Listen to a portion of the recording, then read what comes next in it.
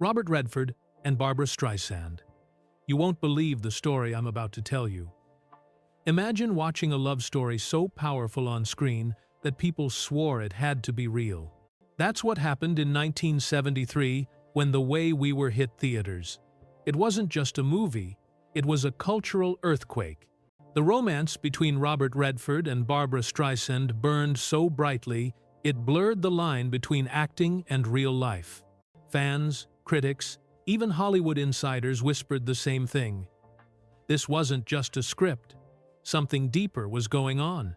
And then, decades later, when the world heard the shocking news that Robert Redford had passed away at the age of 89, it felt like the final chapter of one of Hollywood's greatest love stories had just been written.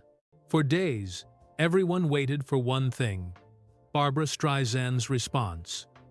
Would she finally reveal the truth about what really happened between them? When her words finally came, they shook fans to their core. But before we get to that, let's step back and look at the man himself, who Robert Redford really was. How he almost turned down the very role that changed his life, and why his chemistry with Barbra remains one of Hollywood's most haunting legends. Robert Redford. Before he was the golden boy of American cinema, he was just Charles Robert Redford Jr., a restless kid born in Santa Monica in 1936. His roots stretched back to Irish, Scottish, and English immigrants, and he inherited their stubborn grit. But the person who shaped him most was his mother, Martha. She was warm, protective, and endlessly supportive of his artistic side. When she died suddenly at only 40 years old, it nearly broke him. Redford later admitted her loss haunted him for the rest of his life. He grew up in Van Nuys, California, but also spent time in Texas with his grandfather, where he fell in love with the land and the outdoors.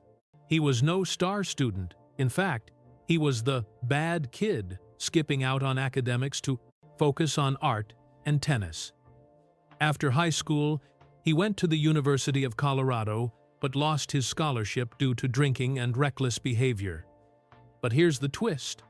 What looked like failure became reinvention. He left for Europe, living in Paris, Spain, and Italy, painting and soaking in culture. When he came back to New York, he enrolled at the Pratt Institute and the American Academy of Dramatic Arts. By 1959, the troubled boy from Santa Monica had reshaped himself into an actor, and Hollywood was about to come calling. The rise of a legend. His early years weren't glamorous. He hustled in New York, barely making ends meet. Small Broadway roles trickled in, and TV guest spots kept him afloat. You might have spotted him on shows like Maverick, Alfred Hitchcock Presents, and even The Twilight Zone.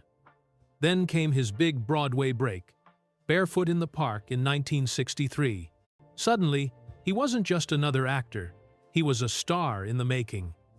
Hollywood took notice, and soon he was in films with Natalie Wood, Jane Fonda, and Paul Newman. By the late 1960s, Robert Redford wasn't just famous, he was the guy. His role as Sundance in Butch Cassidy and the Sundance Kid turned him into a bankable icon. And then came 1973, the year everything changed with The Way We Were. The Way We Were, here's the wild part. Robert Redford didn't even want the role. He thought the character, Hubble Gardner, was shallow and underwritten, basically just eye candy for Streisand's character. And honestly, he wasn't wrong. But Barbra believed he was perfect. She begged director Sidney Pollack to rewrite the part, to give Hubble more depth. Redford still said no. Only after more rewrites, more persuasion, and a little sweetening of the deal did he finally agree. And thank goodness he did. Because what happened next was movie magic.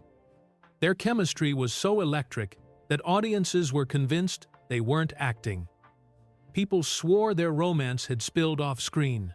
The movie went on to become a cultural phenomenon, winning awards and breaking hearts. And yet, behind the scenes, their relationship wasn't so simple. Barbra Streisand. Barbra has admitted she was infatuated with Redford,